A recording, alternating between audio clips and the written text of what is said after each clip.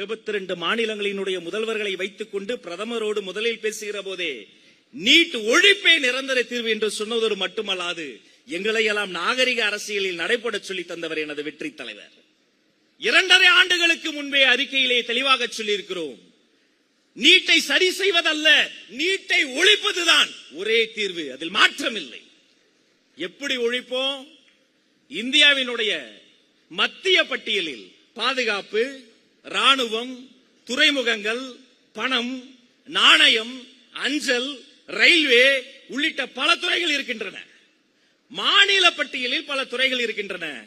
இந்த கல்வி இருக்கிறது பாருங்கள், அது மாநில பட்டியலுக்கு வந்தால் தான் சட்ட ரீதியாக நீட்டை ஒழிக்க முடியும், மாணவர்கள் பிரச்சனைக்கு தீர்வு தர முடியும் என்று உள்ளங்கை நெல்லிக்கனி போல தெளிவாக சொன்ன மனிதர் அன்று வெற்றி தலைவர், இன்று தமிழ்நாட்டின் மாண்புமிகு முதல்வர்.